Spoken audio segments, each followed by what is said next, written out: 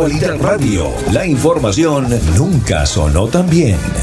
Hoy, que es ese día de concientización sobre el autismo, vamos a tener a una persona, Agustín Barovero, profesor en letras por la Universidad Nacional de Mar del Plata, que desde el 2022 ha divulgado en redes y en medios nacionales su propia vivencia como activista, pero además como autista, y esto obviamente le da un enriquecimiento muy, pero que muy especial. En el año 2025, la editorial Planeta Argentina publicó Raro, un libro urgente sobre el autismo, y esa primera publicación sobre el tema y el primer libro de la editorial era escrito por una persona que además es autista en primera persona. Muchísimas gracias, Agustín, por acompañarnos.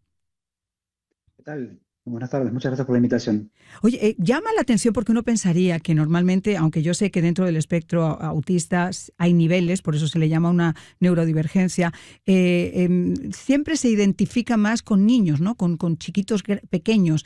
¿Cómo te diste cuenta, por ejemplo, o crees que hay personas que en la adultez, por ejemplo, pueden darse cuenta que están dentro de este espectro?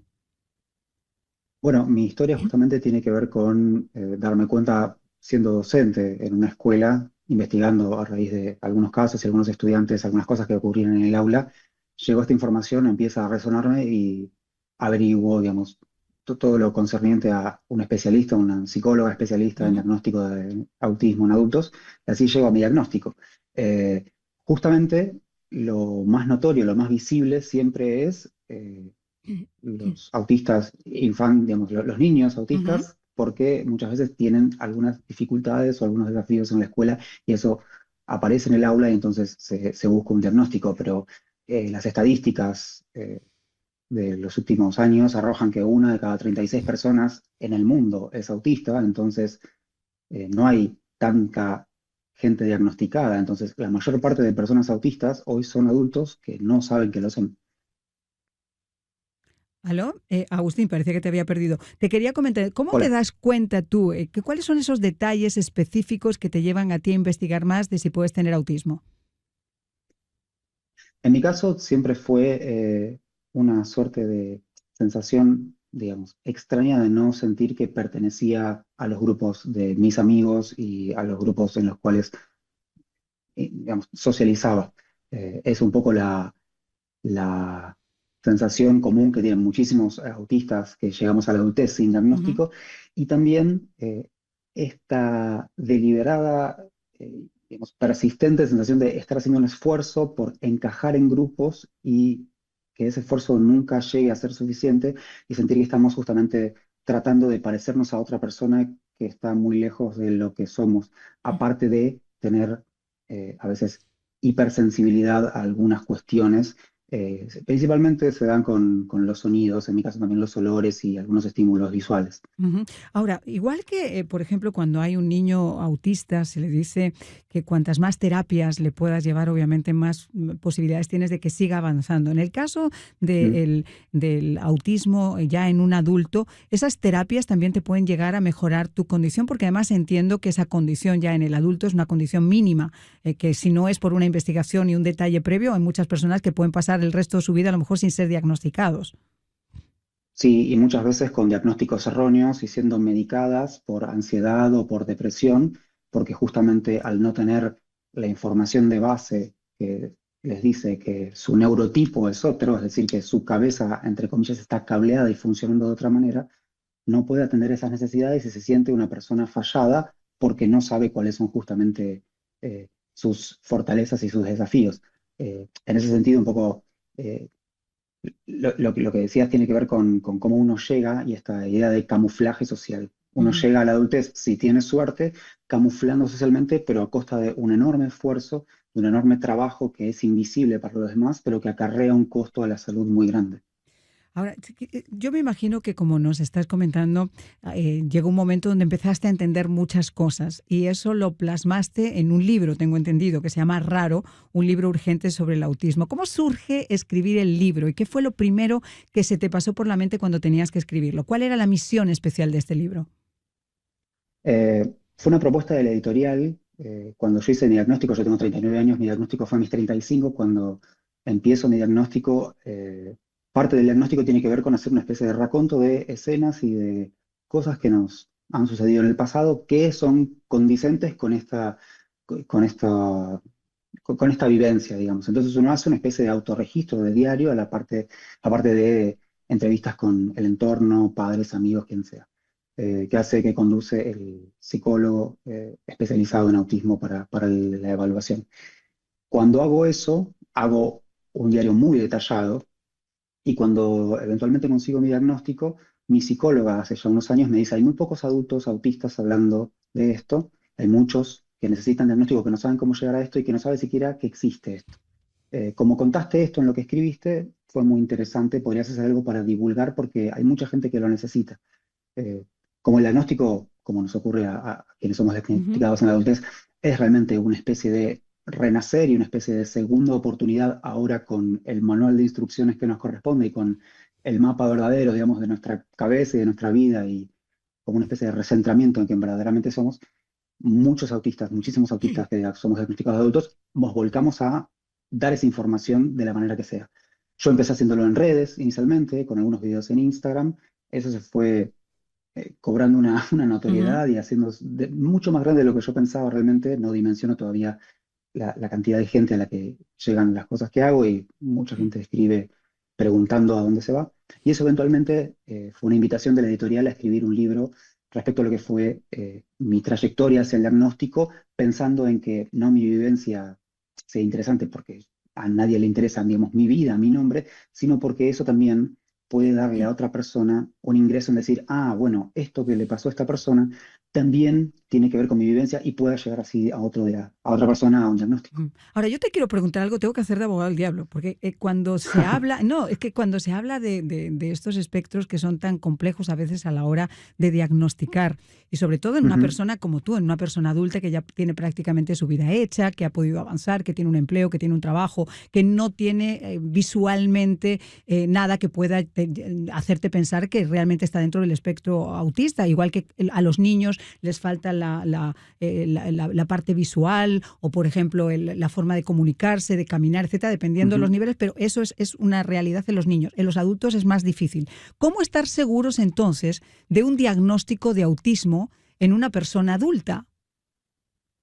Eso se hace mediante una evaluación por una psicóloga, idealmente. Psiquiatras también lo hacen, pero la perspectiva de la psiquiatría muchas veces es muy médica y muy tirando eh, hacia la medicación. Tal vez la psicología lo aborda más en profundidad porque ve específicamente los procesos en relación, o sea, los procesos y las conductas en relación con la vivencia y con el desarrollo de la personalidad y se hace mediante una evaluación que implica dos test, que son el A22 y el ADIR, que lo tiene que hacer un profesional capacitado en autismo para adultos y certificado en esos exámenes, que son exámenes internacionales que son el estándar para cualquier país, y que de acuerdo a las categorías, los criterios diagnósticos del DSM, que es el Manual de Estadística y Diagnósticos Médicos de la Asociación Norteamericana de Psiquiatría, dice que condice con los criterios para diagnosticar a una persona dentro del espectro autista. Quisiera preguntarte, porque obviamente hay muchos padres y muchas personas que nos están escuchando, que nos están escuchando ahora, ¿qué consejo les darías tú a los padres que tienen chicos autistas? Entiendo que además desde tu perspectiva puede ser diferente a la mía. ¿Cuáles serían esos consejos que tú les darías? Eh, Sería un consejo un poco extraño. Desde más o menos 2013, cuando empezó la noción de espectro autista, aparecieron un montón de adultos que dijeron somos autistas y a muchos padres con total lógica y razón eso les cayó muy mal porque sintieron que se tomaba un diagnóstico para tener notoriedad o para tener tal vez llamar la atención, digamos así.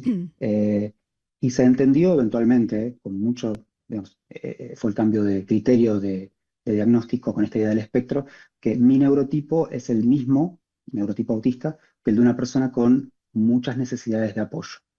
Entonces, creo que, no sé si consejo, porque yo no estoy en posición de darle consejo a ningún padre, porque creo que ante todo las familias con personas autistas con altas necesidades de apoyo son un ejemplo de constancia y de lucha, sobre todo cuando en muchos casos, en muchísimos países, incluido Argentina, ni las obras sociales, ni el Estado, ni la sociedad en general Ujú. ha garantizado que esas personas puedan desarrollarse y puedan tener sus derechos garantizados. Entonces yo no estoy en posición de darle ningún consejo a nadie. Lo que sí diría es que, como hace poco debatíamos en un congreso de psiquiatría acá en Argentina, entender que la lucha se da en todos los frentes.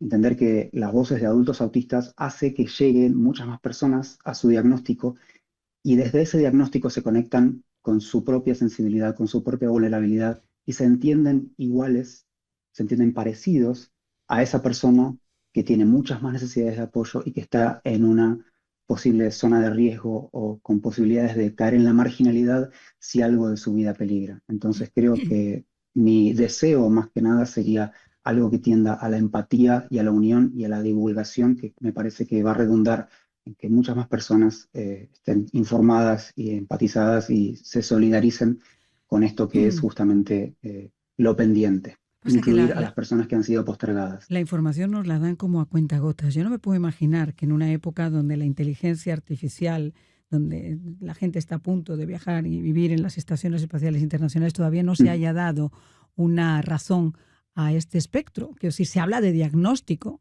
pero yo cada vez que hablo con un padre de un chico autista, se frotan los ojos y me dice, pero ¿cuál fue la causa? Se habla de las vacunas, Ujú. se habla de la alimentación, se habla de no sé qué, de no sé cuántos, pero ¿cómo es posible que hoy día, con todos esos avances que tú me estás diciendo de mediciones en adultos y tal, no se sepa todavía cuál es la causa? Se entiende y se busca una causa en casos donde el autismo genera lo que se dice una realidad discapacitante o se vive como una discapacidad.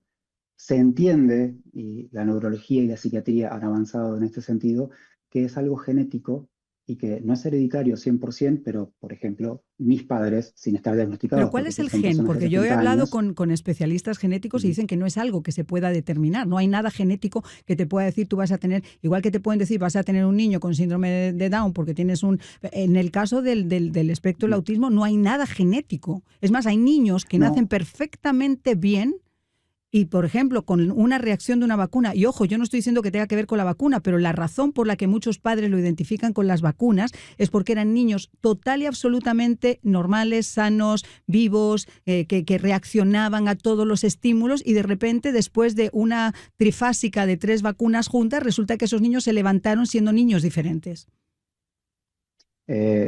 lo de las vacunas fue bastante estudiado y fue sobre todo, digo, porque hubo un estudio que buscó instalar esa idea. También está entendido, digamos, que Pero hay como hay muchos padres que ciertos lo comentan, o hitos sea, yo no sé nada, evolutivos. pero yo he entrevistado muchísimos Ujú, padres y todos dicen, aunque siempre se trata de evitar y porque no hay nada que nos pueda hacer, ujú, no hay nada oficial que diga, mira, sí, es que el resultado de estas vacunas fue esto. No lo hay, tristemente no ujú. lo hay, pero hay muchos padres que vieron esa diferencia en sus hijos después de haber pasado por esas vacunas. Entonces, por eso te pregunto si se ha adelantado algo, si se ha avanzado en las causas. No hay una causa en tanto el autismo no es algo que ocurre, sino que es justamente un, vamos a decirlo así, un cablado neuronal, es decir, una serie de conexiones más y menos predominantes entre tres lóbulos, Ujú. el lóbulo prefrontal, el lóbulo, o sea, el sistema límbico, el lóbulo prefrontal, el lóbulo temporal, el sistema límbico. Entonces, no hay algo que genere eso porque no tiene que ver con, digamos, una afección, sino con una manera en que un cerebro está, digamos, se desarrolla y de nuevo es algo que no es hereditario, Ujú. pero sí es genético en tanto el neurotipo, la manera en que mi cabeza, digamos, está ordenada, está también en mis genes y se demuestra como el color de pelo, como el color de ojos, como el color de piel, de una manera o de otra a medida que avanza. Entonces, en algunas personas aparece por algunos rasgos ambientales con mayores Ajá. dificultades, con mayores desafíos, y en otro con mayores fortalezas, digamos. Lo que sí ha pasado es que en la búsqueda desesperada de mucha gente de buscar resultados, se ha recurrido a distintas causas para pensar tristemente, encontrar una causa y poder echarle la culpa a algo y poder decir, ah, fue esto. Y muchas veces la realidad crudísima de muchas familias es que simplemente no se le puede echar la culpa a algo que, digo, por ejemplo, hablando específicamente de lo de las vacunas, fue un estudio que instaló esa idea y como era muy práctico y ayudaba mucho a, digamos, poder decir, es la culpa de esto y coincidía también con lo que son como los hitos evolutivos de lo que se llama la poda neuronal, en ciertos momentos se aplicaba tal vacuna y coincidía con la pérdida del habla de un chico que tal vez había desarrollado el habla hasta ese momento. Ajá. Es que Entonces, claro, de eso nuevo, hay que yo, explicárselo a sus padres. Pero claro, tú y yo, en mi caso, para mí es muy fácil estar en este micrófono y resumir lo sí, que durante 30 años he hablado en todos los programas que he hablado con padres de chicos ujú, autistas, especialistas de autistas, gente como tú. Pero claro, al final del día te das cuenta que como no hay un resultado oficial, como no hay nada que oficialmente nos diga, mire, esto viene de esto y de esto y de esto y de esto y se va a comportar así. La gente que ha vivido en carne propia esa realidad de tener, como te ujú. digo, un hijo que al día de antes estaba perfecto y al día siguiente estaba mal, pues es obvio que por encima de que quiera echarle la culpa a las vacunas o no, notó ese cambio en su hijo y lo tiene que decir, oiga, es que mi hijo cambió a partir de este momento. Y es más, estas son las fotografías, estos son los videos de mi hijo hasta hace 3 días y Ujú. estos son las fotografías y los videos de mi hijo hoy. Entonces, ante esa realidad también, caramba, yo me pongo del lado de esos padres donde dicen, ya es un momento donde se investiguen las causas del autismo de una forma diferente. Totalmente, y creo que tiene que ver con eso lo que decíamos de la divulgación y la difusión de, primero, información actualizada y verificada, y esto de llegar, digamos, empáticamente al otro y entender que del mismo modo que Ujú, existen esas personas autistas con enormes y prioritarias necesidades ajá, de apoyo y de ajustes, hay personas autistas adultas que viven su vida, como exacto. decíamos, habiendo podido camuflar y habiendo llegado Ujú. con un altísimo costo de depresión, salud mental y muchos malos diagnósticos y medicación, pero haber llegado a la adultez y encontrar el diagnóstico de ahí, y desde ahí podemos generar esta concientización y esta divulgación para que justamente nadie que viva algo así caiga por debajo de la línea de la pobreza, caiga en la marginalidad o caiga en tal vez crear soluciones mágicas de gente que quiere vender cosas o quiere garantizar o quiere vender espejismos a gente que necesita soluciones reales. Exacto, exacto. Y sobre todo cuando se habla tanto de incentivar a los chicos autistas con programas, hay muchos padres que realmente ya no saben qué hacer, equitación, caballos, delfines, ahora vamos a Ujú. llevarlo a natación, y se pasan la vida tratando de incentivar. Y creo que eso en el fondo, no sé si tú me lo puedes avalar, tiene un efecto muy positivo en el impulso, en el desarrollo que puedan llegar a tener esos niños, que obviamente no tienen la suerte de un chico ya que a la edad adulta ha sido diagnosticado por otras cosas, ¿no? Es decir, esa discapacidad que conllevan esos niños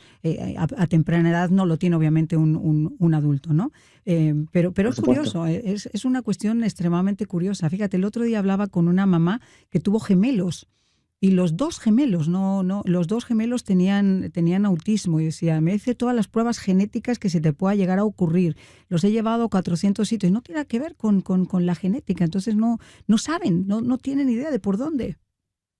No tiene que ver con la genética, en tanto no es que hay un gen que, vamos a decirlo así, transmite o muta o sucede algo con ese gen, sino que es la manera en que el cerebro también, tal vez de sus Ujú, padres, tuvo ese neurotipo, o sea, configuración del mismo modo, digo, que mi cara está organizada o mi pelo o mi piel, entonces algo que tal vez en sus padres se manifestó de una manera camuflada o que se manifestó muy poco o no apareció, sí aparece en sus hijos, y sobre todo si se dan condiciones entre ambos padres, si se da una coincidencia entre ambos padres. Pero sí, como decís, es un campo súper adeudado para ofrecer respuestas y para también que no haya este tipo de sufrimiento de parte de las familias. Sí oye, coincido, perdón, con lo de las terapias y con lo de los apoyos y cómo ajá, eso significa una mejora sustancial, siempre pensando en que sean orientadas a la persona, digamos, a exacto. beneficiar a la persona y no a hacer que se adapte a su Ujú, entorno, ujú, porque muchas terapias tienen que ver con, entre comillas, ¿no? Normalizar o ujú. disminuir cosas que le molestan al resto, cuando en realidad lo que tenemos que hacer es generar un entorno que sea adecuado y que sea amigable para esa persona autista. Bueno, pues en este día de la concientización sobre el autismo, te quiero agradecer además especialmente, Agustín, que hayas estado con nosotros, recomendarles tu libro, Raro, un libro urgente sobre autismo, que me imagino que lo pueden conseguir a través de las redes sociales también de Amazon, etcétera, etcétera. Gracias por habernos acompañado. Muchísimas gracias por la invitación. Cualquier cosa, el libro también está en Instagram, donde tengo links Perfecto. también a otras notas y a otros activistas autistas, subidas a historias y a algunos videos que recomiendo mucho seguir para escuchar más voces y entender que el autismo tiene muchas maneras de presentarse, y justamente eso hace mucho más rico esta discusión. Bueno, pues para mí ha sido muy rico poder compartir este rato contigo. Sé que para nuestra audiencia también. Muchísimas gracias por habernos acompañado.